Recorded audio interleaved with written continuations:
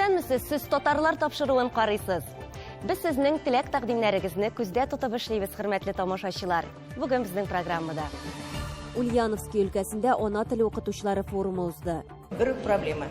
Татар теленә бирелгән сәгатьләрнең бик кыска, бик аз булуы. Беренче Уфа татар якшәмбе мәктәбенә 20 ел. Безнең школда 150 бала укый. Основной дәресләр үтә инде якшәмбе көнне. Балалар бик шат булып йөриләр безгә, яратып безне. Томский өлкәсендә Кызыл Канәфер бәйгесе узды. Как цветок на пуху, он в кроватке лежит. Глаз нельзя отвести, очень сладко он спит. Ставрополь крае Кечебарханчак авылында мәдәни тормыш. Первый класстан киттек танцевальныйга. Без әлдә йөрдек, вокалга йөрдек, әлдә оригами иде бездә. Мин моны пианиноны бетердем, пианинода играп беләм. Ульяновский өлкәсенең кайбер мәктәпләрендә татар телен атнасына ярты сәгать, ә берничә мәктәптә гомумән 15 минутка гына калдырганнар. Бу хакта татар, чуаш һәм мордва теле укытучыларының форумында өлкә татар милли мәдәни мөхтәрияте рәисе хәбәр итте. Төбәкнең мәгариф һәм тәрбия министры Наталья Семенова катнашында узган быелгы җыенга өлкә мәктәпләреннән 100дән артык ана теле укытучысы, Татарстан, Мордовия һәм Чуашстан республикаларыннан мәгариф министрлыклары вәкилләре дә килгән иде. Анда яңгыраган фикер тәкъдимнәрне хәбәрчебез Рамис Сафин тыңлап кайтты. Бу көнне татар мәдәният үзәгенә өлкә авыл районнарыннан килгән ана теле укытучыларын файының кеше сәхнәсенә куелган милли киемдәге курчаклар каршы алды. Билгеле инде бу матурлык өчен яисә милли күрмәкләр хакында сөйләр өчен түгел. Бүген бирегә Ульяновск өлкәсендә гомер итүче төп халыклар рус, чуаш, татар һәм мордва теле укытучылары елга бер тапкыр узатырган форумга җыелды. Сөйләшер сүз, уртаклашыр фикер, проблемалар ел дәвамында байтак җыелган. Бер проблема. Татар теленә бирелгән сәгатьләрнең бик кыска, бик аз булуы. Хаман кими, аннан соң шуның нәтиҗәсендә инде безнең менә олимпиадаларга катнашучы укучыларыбызның саны да кими. Күз алдыгызга китерегез, атнасына ярты сәгать татар теле укыган, ярты сәгать әдәбият укучыны олимпиадаларга әзерләү бик җиңел эш түгел бит инде ул. Алдагы елларда әлге форум һәр милләтнеке аерым уза иде. Соңгы елларда министрлык аларны берләштереп, ана теле укытучыларының гомуми форумы итеп үткәрә башлады. Бер караганда аларны бер үк максатлар, бер үк проблемалар берләштерә дә бит. Количество школьников, которые изучают родные языки, у нас чуть более 95 тысяч. Это достаточно серьезная цифра. И более того, порядка 8 тысяч наших дошкольников знакомятся с культурой, литературой, бытом родного языка. Для представителей всех национальностей вопрос сохранения родных языков – это вопрос сохранения идентичности, самобытности и традиций своего народа. Ведь именно в них заложен огромный потенциал духовных и нравственных идеалов, ценностей и культурных богатств. Сер түгел, мәктәпләрдә татар теле укытуны авыл җирлегендә оештыру ансатрак булса да, шәһәр мәктәпләренә кертү бик җиңелләрдән түгел. Шулай да җирле автономия басымы астында министрлык аны авырлык белән булса да шәһәр мәктәпләренә дә оештыра башлады. Шәһәр мәгариф идарәсенә милли телләр буенча методист ставкасы да булдырылды. Күп милләтле балалар бакчалары да читтә калмады. Мы понимаем, что все начинается с дошколки. И самое главное, нашим маленьким воспитанникам прививать и в детском саду, и родителями прививается любовь к родному языку, потому что с этим наши дети идут по жизни. Әлбәттә, форумда төбәк мәгариф министрының үзе катнашуы һәм аны шәхсән үзе алып баруы өлкәдә милли мәгарифкә булган игътибар булуы хакында сөйли. Дөрестән дә министрлык тарафыннан татар теле укыту өчен шартлар тудырылган, укытучылар бар, дәреслекләр җитә, сәгатьләр санын мәктәпләр үзләре билгели. Беренче сыйныфтан 9-нчы сыйныфка кадәр бер татар теле, бер әдәбият бара. 10-11-нче сыйныфларда әдәбият дәресе. Беренче сыйныфтан башлап 11-нче сыйныфка кадәр татар теле һәм әдәбияты дәресләре түгел, внеурочка формасында үткәрелә. 6-7-нче сыйныфка кадәр икешәр сәгать, югары классларга киткәнче инде берәр сәгать үткәрелә. Башлангыч класс укучылары бик теләп, яратып йөриләр дәрескә, кызыксыналар. Югары класслар инде бик теләкләре юк. Сүздә юк, мәктәптә 1-2 сәгатьтә генә баланы татарча сөйләшергә өйрәтеп булмый. Моның өчен гаиләдә аралашу, урамдагы мөхиттә татарча булырга тиеш. Иң мөһиме, гаиләдә, әти-әнидә милли рух булырга тиеш һәм баласында туган телгә ихтияҗны әти-әни тәрбияле булырга тиеш. Безнең бит бик күп балалар, хәтта менә гаиләдә Әле мәктәпкә яки бакчага йөри башлаганчы татар телендә сөйләшкән балалар мәктәпкә китәр, анда аралашу мөхите бөтенчә башка бит инде. Без үзебез генә аерым милләт булып кына яши алмыйбыз. Үзара аралашу башка тел, уртак зур телгә күчкәч рус теленә, балалар өйгә кайткач та русча сөйләшә башлыйлар. Менә шушы вакытта әти-яни, әгәр дә өйдә татарча аралашуны дәвам итсә, татар гаиләләрендә безнең телебезнең киләчәге өметлерәк булыр иде. За 2 часа нельзя, да и за 6 нельзя, и за 8 нельзя, если нет достойного отклика в семье, если нет базы, если нет главной мотивации у родителей к тому, что. Поэтому очень важно, чтобы школа, исходя из своих возможностей, давала столько, сколько может, но это воспринималось правильно, доносилось до родителей. Берничә еллык мәктәпләрдә яулык бәйләп йөрү проблемасы да Сембердәге күп ата-ананы борчуга салган иде. Ульяновскиның 55-нче мәктәбендәге балаларның 50%-тан артыгы мөселман динендәгеләр. Бездә яулыктан йөрүче балалар бик күп. 50-дән артык процентын тәшкил итә торгандыр. Шуңа күрә яулык бәйлиләр. Яулыкларны салдырмыйлар әле. Директор ничек карый бу нәрсә администрация? Урыс милләтеннән булуына карамастан, директор бу мәсьәләгә уңай карый. Форумда чыгыш ясаган татар, чуаш һәм мордва автономияләр җитәкчеләре дә мәктәпләрдә ана теле укытудагы беренче проблема итеп сәгатьләр санының аз булуын, ата-аналарның ана теле укытуга каршы булулары хакында ассызыклап сөйләделәр. Ульяновск мәгариф министрлыгы тарафыннан шартлар тудырылган, укытучылар да бар, дәреслекләргә дә кытлык юк. Шөкер, губернатор министрларга юл ачылды, хәзер бары тик ата-аналар йөрәгенә генә юл табасы калды. Ульяновск өлкәсеннән Рамис Сафин, татарлар. Башкортстанның башкаласы Уфада бүген 2 татар мәктәбе һәм 3 якшәмбе өстәмә белем бирү үзәге эшләп килә. Татар телле муниципаль мәктәпкә балаларын йөртү мөмкинлеге булмаган ата-аналарга киләчәк буынны милли мөхиттә тәрбияләү өчен якшәмбе мәктәпләре уңайлы урын. Уфа шәһәрендә шундый белем бирү үзәгенең берсе булган беренче санлы татар якшәмбе мәктәбенең 20 еллык юбилеена багышланган тантаналы чарада хәбәрчебез Гөлшат Сафина булып кайтты.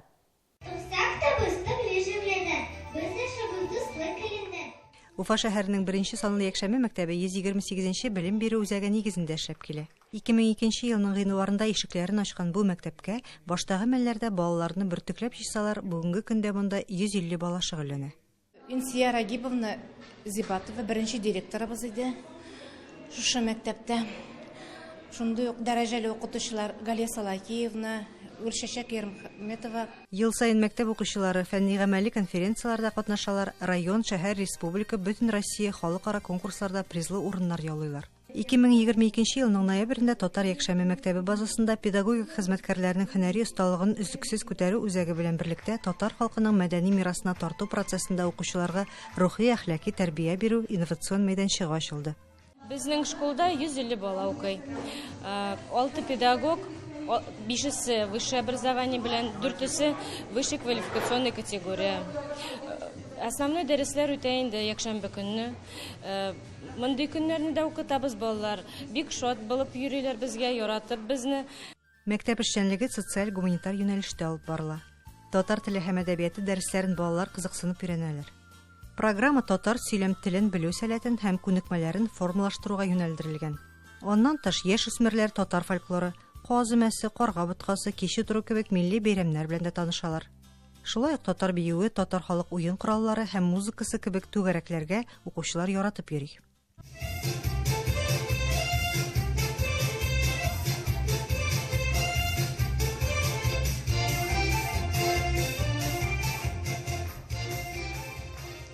Якшәмбе мәктәбен түгәрәк датасы белән котларга мәгариф һәм мәдәният өлкәләрендә эшләүче җитәкчеләр, Уфа шәһәренең милли якшәмбе мәктәпләре һәм өстәмә белем бирү үзәкләреннән кунаклар җыелды.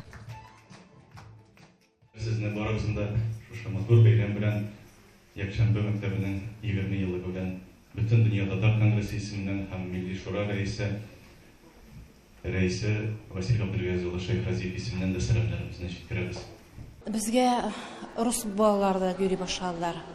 Рус телле балалар инде алар, рус теллеләр. Әнисе татар булып, әтисе рус булып, менә шунда инде катнаш рус телле балалар. Алар да кызыкчынып укыйлар инде.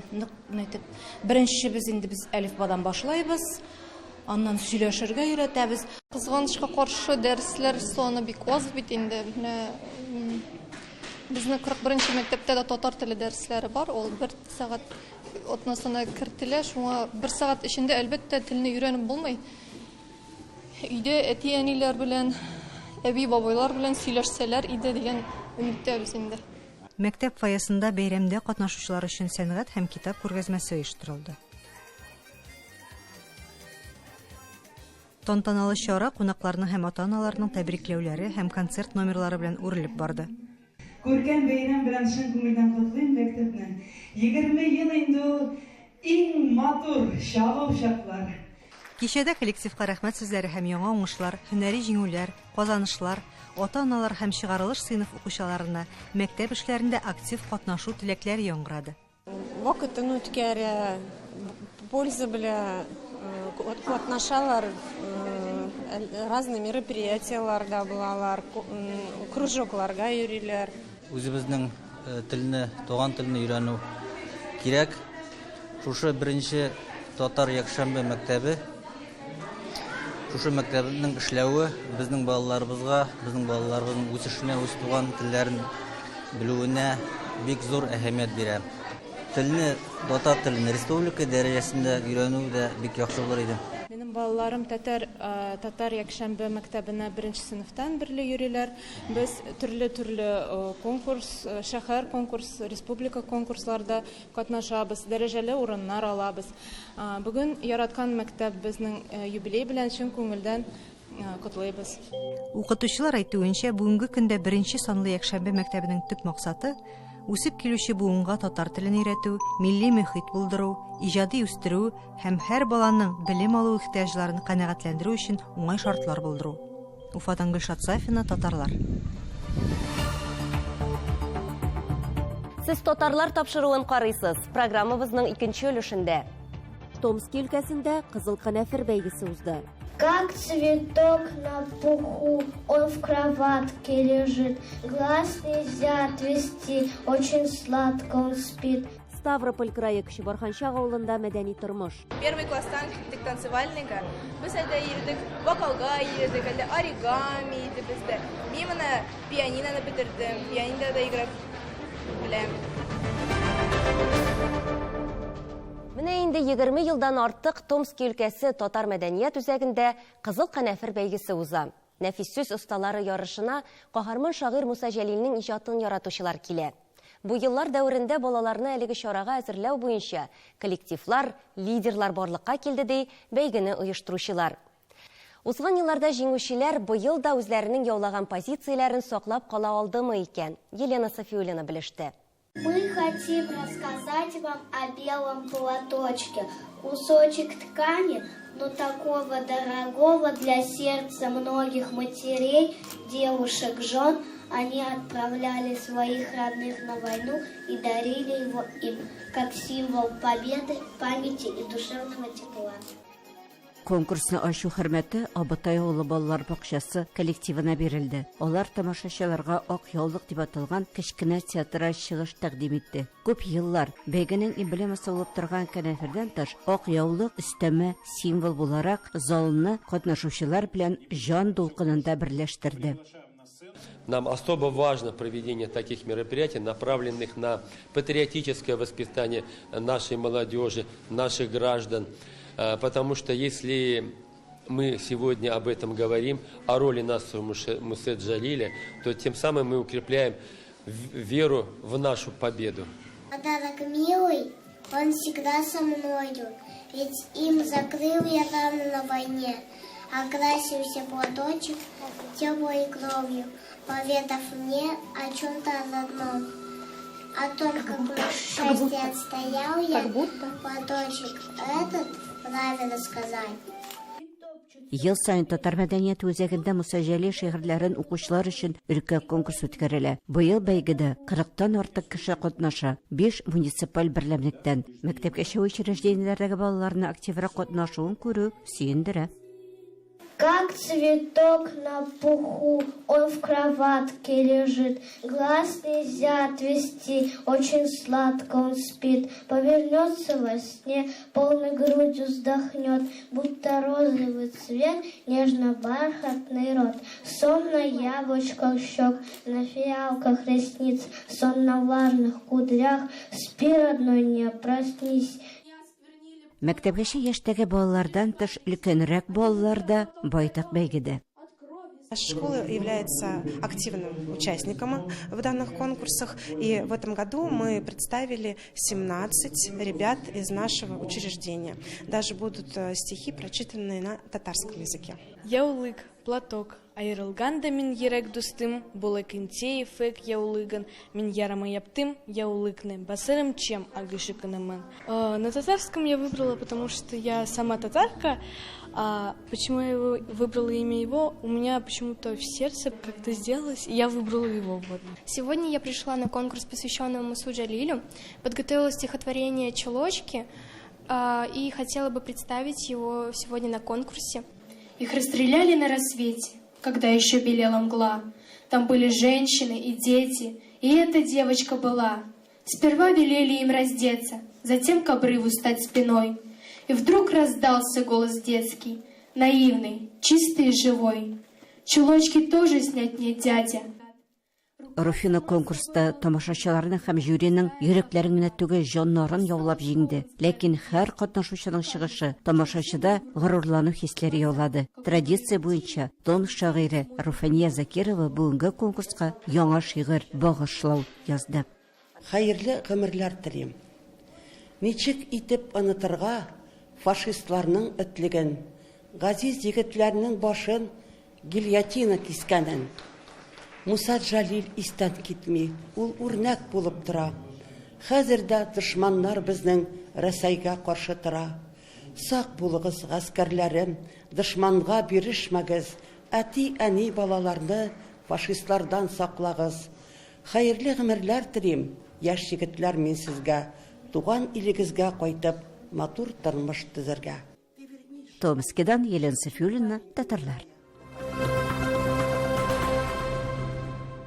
Күптән түгел безнең төшерү төркеме Ставрополь крае Кече Барханчак авылына сәяхәт кылды. Биредә меңнән артык милләттәшебез гомер итә. Яшьләр өчен дә барлык шартлар тудырылган, гөрләп яши алар. Бүген без сезгә Кече Барханчак авылының мәдәният йорты эшчәнлеге хакында җиткерербез. Озакламый авыл халкы өчен бик кадерле үзәкне төзекләндерү эшләре башланачак. Бүгенге мәдәни тормыш хакында Ләйсәнә Садретдинова видео язмасында.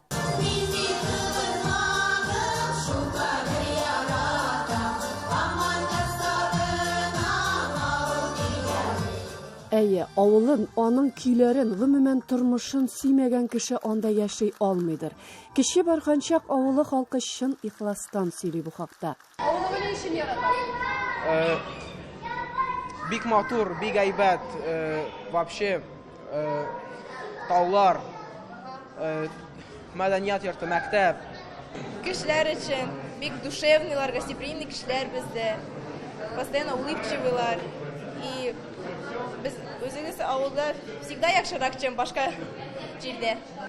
Татар теле өчен яратабыз авылыбызны, бүтән әдәтләре өчен. Аллага шөкер, авыл тулы кеше, авыл тулы лан, авыл тулы безнең эшли торган кешеләребез. Фермерларыбыз да бар.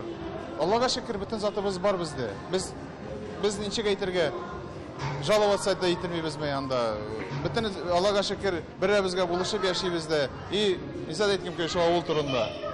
Әйтәләр, авыл җир бар, бул бар дип инде, погодные условиялар не тема дип әйтергә. Но безнең картлар әйтә иде, безнең әби бабаларыбыз монда килеп торып башлаганнар, булай гына түгел.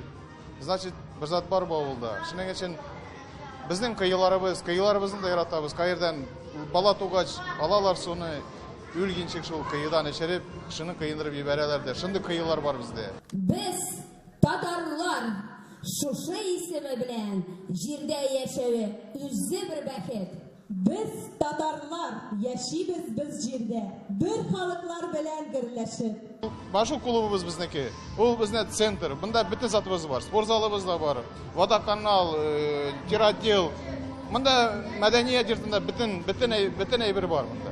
Шуның өчен мин саклагым килә моны. Уланнар булыр. Бөтенесе ала бирсә йөрерләр шунда киңәнеп, более современный, более лучшерак дигән дә әйтим шуны. Лучшерак, чтобы безнең халыкка ул яхшы калсын, чтобы читтән килгән кешеләргә оялмыйк без.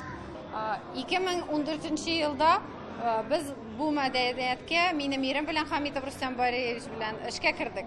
Шул елны biz тотындык балалар җыярга, коллективлар җыярга. 2 коллектив ачылды бездә 2014 елда. Бәйрәм дигән, Йолдыз дигән. Бәйрәм дигәннәре зуррак балаларыбыз иде, Йолдыз дигән кичкенә генә балаларыбызны җыйдык. Шуннан бирле моны уже инде 8 ел булды, без эшебезне алып барабыз. Безнең балаларыбыз бөтен всероссийский конкурсларда да, международный конкурсларда да җиңүче булып торалар. Без танцыга уже йөрибез 10 ел. 10 ел танцы. Первый класстан киттек танцевальныйга. Без әйдә йөрдек, вокалга йөрдек, әле оригами иде бездә. Мин моны пианиноны бетердем, пианинода играп беләм. Бездә хореографыбыз Унтеская Юлия Викторовна. Уже 10 ел монда йөри, безне учитель. Разный городlar күрәбез, бер матур җирләр күрәбез. И бик безгә шый, ул безне вдохновляет. И кешеләргә тоже матур танецларны күрсәтәбез. Күп кружок, йөрибез мәдәният йортында, уланар, йөгералар, физкультура, шул вокал җырлыйм, уже 9 ел җырлыйм. Әйдәле берәр күптән җырла. Ай балабалым, вай балабалым, агиделенең таңата. Шулай. Дөрес, иң мөһиме яшьләргә җыелырга, танышырга, кавышырга урын бар. Балаларны иҗади яктан ачу мөмкинлеге тудырылган. Авыл халкы һәр чарага менә шулай зал тулып килә, үзләренеке бит. Ләйсәнә Садретдинова, татарлар, Кече Барханчак, Ставрополь крае.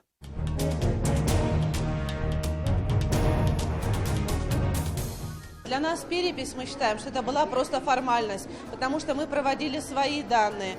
Мы за последние 10 лет, мы на кладбище посмотрели всех, кто похоронен, кого мы потеряли. Мы проводили, кто переехал из других регионов. У нас нет таких потерь. Наоборот, к нам на юг, в Ростовскую область, приезжают семьями с севера, с других регионов России. И когда вот мы начинаем говорить с татарами, к нам не приходили. То есть и переписчики наши были, они говорят, нас даже инструктировали, говорят, ну вот так. Планируем на будущие 10 лет. Вот каждый день мы должны говорить, что мы татары, мы должны помнить свои корни. Без татарлар. У нас получается вообще страшные данные. Если брать за последние 20 лет, то мы потеряли 60% человек. То есть с 18 тысяч нас осталось 7. Хотя по нашим данным это не меньше 15.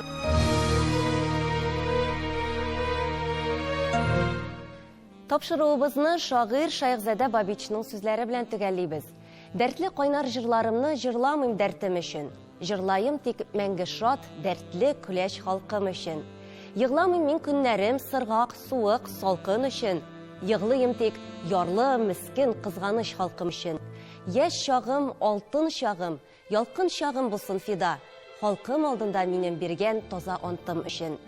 Әнә шулай милләт өчен янып яшик милләттәшләр. Исән-имин булыгыз.